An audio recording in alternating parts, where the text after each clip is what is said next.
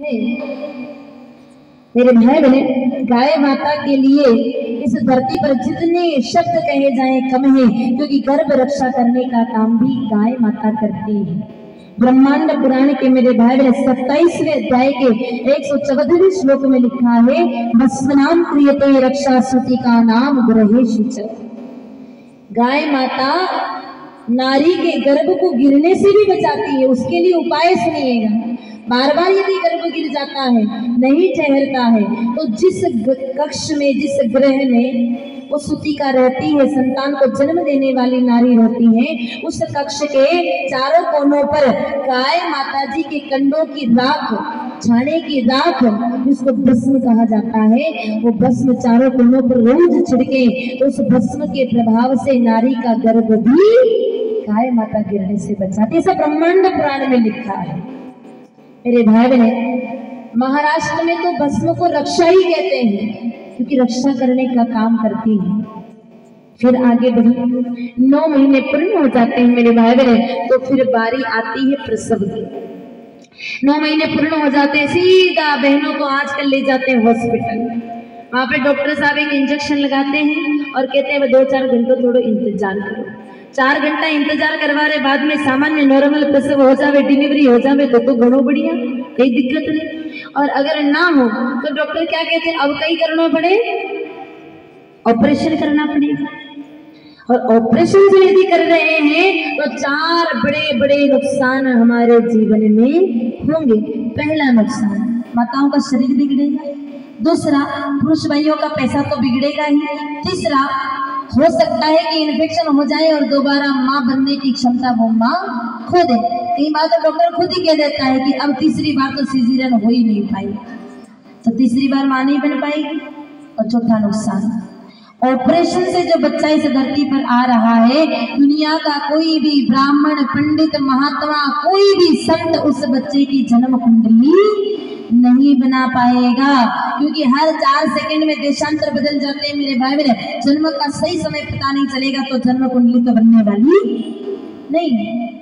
हाँ, कोई पैसा लेकर के बना दे तो बात अलग है, बाकी ऑपरेशन हो रहा है तो फिर तो जन्म कुंडली बनने वाली नहीं। और नाम से भी स्पष्ट हो रहा है, जन्म कुंडली, जिसका जन्म होगा उसी की कुंडली बनेगी। भाई जन्म कहाँ हो रहा है ऑपरेशन में, उसमें तो चीर फाड़ करके जबरदस्ती बाहर निकाला है, जबरदस्ती का मामला है। ऑपरेशन कुंडली बने तो बने, पर जन्म कुंडली तो ना बन सके। और ऑपरेशन कुंडली का कोई फॉर्मूला अभी तक हमारे हिंदुस्तान की धरती पर तो आया नहीं है, तो जन्म कुंडली बनानी पड़ेगी। आप चाहते हैं कि ऑपरेशन करवाना ना पड़े, सीजरियन करवाना ना पड़े, डॉक्टरों के चक्कर काटने ना पड़े, हॉस्पिटल जाना ना पड़े, पैसा बर्बाद करना ना पड़े, घर बैठे नॉर्मल डिलीवरी हो जाए, तो गौ की कृपा से ये भी संभव है। कैसे? कामधेनु चिकित्सा चंद्रोदय, आयुर्वेद का कोई ज्ञाता यहाँ बैठा होगा तो सुना होगा, रेवा शंकर जी आचार्य कामधेनु चिकित्सा चंद्रोदय, जो कि आयुर्वेद में बहुत प्रसिद्धि प्राप्त ग्रंथ है, उसमें लिख करके गए हैं कि प्रसव वेदना से पीड़ित नारी को गोमे रस का पान कराना चाहिए। थोड़ा साधारण करके आपको समझाऊं तो जैसे ही किसी नारी के पेट में दर्द प्रारंभ हो जाए तो उस नारी को आप हॉस्पिटल नहीं ले जाएं, सीधा गाय माता जी के पास जाएं। 2.5 किलो गाय माता का ताजा गोबर लेकर के आए, उसको सफेद सूती कपड़े में बांध करके निचोड़े, गोबर का रस निकाले, कटोरी भर करके जो गोबर का रस प्राप्त होता है, थोड़ा थोड़ा थोड़ा 4 बार करके उस नारी को पिला दे, तो घंटे के भीतर भीतर सामान्य प्रसव हो ही जाएगा। तो मेडिकल साइंस वाला डॉक्टर यहाँ बैठा हो तो इस बात को कतई खारिज नहीं कर सकता है। बच्चा अंदर फंस चुका है, आड़ा है, तिरछा है, मर गया है, किसी भी अवस्था में है, 2 घंटे के भीतर भीतर गोबर की शक्ति से वो बच्चा बाहर आ ही जाएगा। डॉक्टर ने कहा है कि ऑपरेशन करना पड़ेगा, कुछ नहीं हो सकता है, 24 घंटे से पहले डिलीवरी होगी ही नहीं, वो डॉक्टर भी देखता रह जाएगा। और गाय माता के गोबर के चमत्कार से सामान्य नॉर्मल डिलीवरी कर बैठे ही गाय माता के गोबर से हो जाती है। ये गाय माता के गोबर की शक्ति मेरे भाई बहन, गोबर सामान्य नहीं है। हम सोचते हैं कि गाय माता का दूध ही उपयोगी है, लेकिन अगर गाय माता के गोबर गौमूत्र की महिमा जान ले तो हम घर में गाय माता सिर्फ गोबर गौमूत्र के लिए ही रखेंगे। इतना पवित्र होता है गाय माता का गोबर। मेरे भाई बहन, अगर कोई दाद, खाज, खुजली, एक्जिमा, सोराइसिस, चमड़ी का बड़े से बड़ा रोग हो जाए, मेडिकल साइंस अगर ठीक ना कर पाए, गाय माता के गोबर से चमड़ी के सारे रोग ठीक हो जाते हैं। एक बार क्या हुआ, अंग्रेजों का जब शासन चल रहा था उस समय मेरे भाई बहन, एक किसान भाई, हिंदू भाई आंगन में तुलसी माता जी को जल चढ़ा रहे थे, दीपक लगा रहे थे, पूजन कर रहे थे। अपन भी करते हैं ना, कौन कौन करता है, जरा हाथ खड़ा करें। अच्छा, जो हाथ खड़ा नहीं कर रहे उनके घर में तुलसी मैया नहीं है, होनी चाहिए। हम इतने हाईटेक हो गए हैं आजकल, हाईटेक होने के कारण मेरे भाई बहन आज तुलसी मैया लगाने में तो शर्म आती है, लेकिन मनी प्लांट जरूर लगाते हैं। ये सब विदेशी संस्कृति को अपनाने का एक तरीका है, ये पाश्चात्य संस्कृति है मेरे भाई बहन। हमारे घर में मनी प्लांट नहीं, हम हिंदुओं के घर में आंगन में तो मेरे भाई बहन तुलसी माता ही शोभा देती है, इसलिए तुलसी जी का पौधा जरूर लगाएं। अब तक नहीं है तो नव संवत्सर पे सबसे पहला काम ये करें कि अपने आंगन में तुलसी माता का पौधा लगाएं। हिंदुओं की पहचान है मेरे भाई बहन, आंगन में गौ माता और आंगन में तुलसी जी का पौधा। बड़े दुर्भाग्यशाली है हम लोग। आज कोई मुस्लिम व्यक्ति आ रहा हो ना, दूर से देख करके पता चल जाता है कि साबी तो मुसलमान है। कोई ईसाई व्यक्ति आ रहा हो, उसको देख करके पता चल जाता है कि ये ईसाई है। किसी सरदार जी को देख करके पता चल जाता है कि ये तो सरदार है, सिख है। लेकिन हिंदुओं ने अपनी सारी पहचान मिटा दी। ना तो माथे पे तिलक है मेरे भाई बहन, ना धोती है, ना चोटी है, और ना ही आंगन में तुलसी है। ये सारी पहचान हमने मिटा दी। लेकिन जब सारी पहचान हम मिटा देंगे ना मेरे भाई बहन, भूल जाएंगे अपनी संस्कृति को, तो आने वाले समय में हमें भी मिटा दिया जाएगा। चोटियां कटवा दी, फिर गोल गोल टोपियां पहन करके घूमना पड़ेगा, धर्म परिवर्तन करना पड़ेगा। अगर पहचान को अपनाया नहीं तो आने वाले समय में हालत खराब हो जाएगी। हमारे माथे पर तिलक तो कम से कम होना चाहिए। इतने हिंदू बैठे हैं, लेकिन मेरे भाई बहन एक आध दो के माथे दिख रहे, बाकी तो सबके सुने हैं। घर से निकले तो घर से निकलते समय माथे पर तिलक जरूर लगा के निकले। कुमकुम का, विभूति का, केसर का, चंदन का कोई ना मिले तो गाय माता के गोबर के वाक का ही तिलक लगा ले, लेकिन तिलक तो लगाए। चोटी भी रखनी चाहिए, चोटी में ही तो ताकत थी मेरे भाई बहन। हिंदुस्तान में चाहे माताएं हो या पुरुष हो, चोटी में कितनी ताकत थी। एक बार माता द्रौपदी जी ने अपनी चोटी को खोला तो महाभारत जैसा इतिहास खड़ा करके रख दिया, युद्ध खड़ा करके रख दिया। और एक बार चाणक्य ने अपनी चोटी को खोला तो इतिहास बदल करके रख दिया। चोटी में बड़ी ताकत है मेरे भाई बहन। चोटी भी रखनी चाहिए, तिलक भी लगाना चाहिए, मंदिर भी जाना चाहिए। ये हमारे धर्म के अंग है, इनका पालन करना चाहिए। घर में आंगन में गौ माता होनी चाहिए, हमारी पहचान है। घर में बड़ी बड़ी गाड़ियां खड़ी है, मोटरसाइकिल 4 खड़ी है, और हम गाय माता लाने में हिचकिचाते हैं, गलत बात है। इसलिए किसी कवि ने लिखा है, आज देखो संगरावा यारी, माथारी चोटियां कटेगी। आज देखो संगरावा यारी, माथारी चोटियां कटेगी। धोती कुर्ता कटे गया और कटे गई वारी पगड़ी। धोती कुर्ता पैर तजा की, बुद्धि होती तगड़ी। घर आई जब मन में आई, घर आई जब मन में आई, सारी बेशाने तार घर जोर में रुचाले। सारी गायन गरा में मान लो, घर जोर में रुचाले। सारी गायन गरा में मान लो, घर जोर में रुचाले। सारी गायन गरा में मान लो।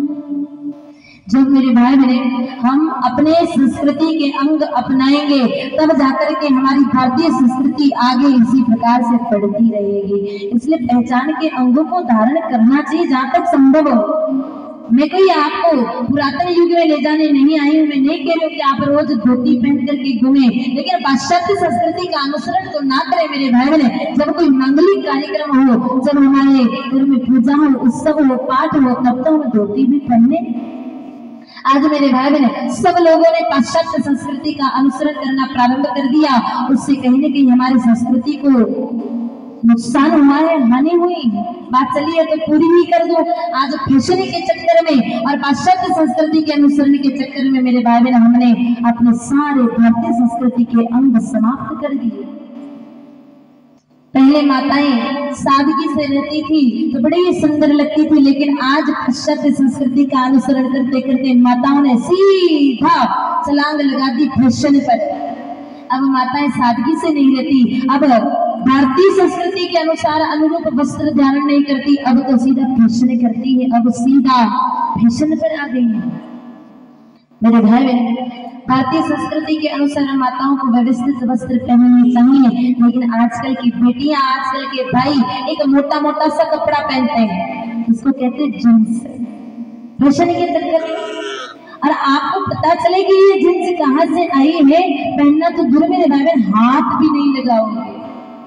कहां से आई है जींस? विदेशों में जो गटर साफ करने वाले लोग थे, उनके बार बार कपड़े फट जाते हैं, बार बार गंदे हो जाते हैं, तो सरकारों की बहुत उनके खर्चा आता था।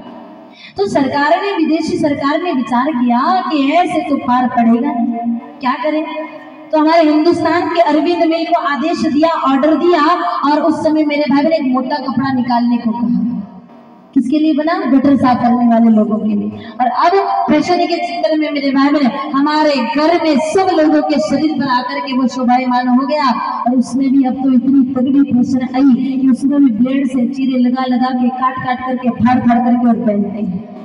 पहले कोई फटा कपड़ा पहनते तो लोग कहते हैं बेचारों कितना गरीब है, फटा गवा पहनते। और आज अगर जितना फटा है उतना महंगा है, उतनी बड़ी फैशन है, फटे ही पहनते हैं। भाइयों के वस्त्र इतने नीचे रहते हैं, इतना नीचा बांधते हैं, इतना नीचा बांधते हैं, ऐसा लगता है कि मोदी जी के स्वच्छता अभियान में हिस्सा ले रखा है। सड़क के सारे कचरे को भी साथ लेकर के जाते हैं। और बेटियों के कपड़े इतने ऊंचे होते चले जा रहे हैं जिसकी हद नहीं है। बुरा तो लगेगा, लेकिन यही सत्य है। आज की बेटियों को जाकर के कहें कि बेटा थोड़े व्यवस्थित वस्त्र पहनो, इतने छोटे कपड़े क्यों पहनती हो, तो बेटियां कहती महाराज थाने की ठापड़े, ये तो फैशन है, ये तो हमको स्टैंडर्ड लगते हैं। छोटे कपड़े पहनते तो स्टैंडर्ड लगते हैं। तो अरे मेरे बहनों, हमारे भिंगर के कुत्ते तो बिल्कुल भी कपड़े नहीं पहनते, इसका मतलब वो हमसे ज्यादा स्टैंडर्ड वाले।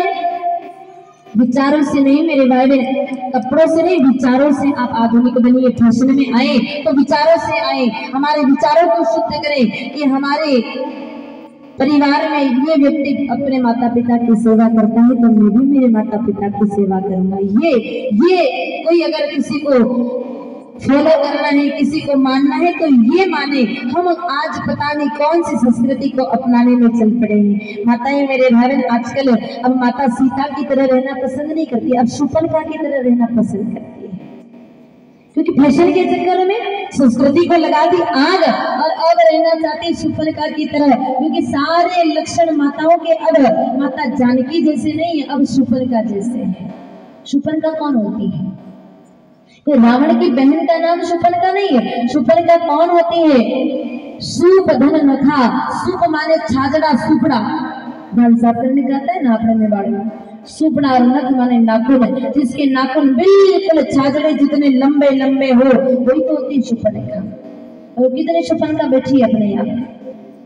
पहले तो बेटियां ही रखती थी, आजकल तो माताएं भी बड़े बड़े नाखून रखती हैं फैशन के चक्कर में शूर्पणखा की तरह। भाई शूर्पणखा को तो चीर फाड़ करनी पड़ती थी, मांस खाती थी, इसलिए उसको चाहिए होते थे नाखून।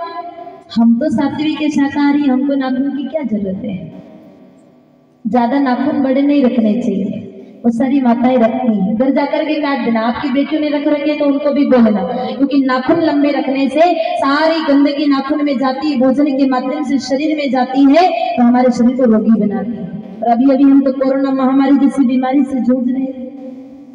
तो ये सारी बीमारियों को अपने शरीर में निमंत्रण देने का तरीका है। नाखून लंबे कभी भी नहीं रखने चाहिए, लग रखिए तो काट दीजिए। और दूसरी पहचान शूर्पणखा करती थी क्या? विचित्र वेशभूषा धारण करती।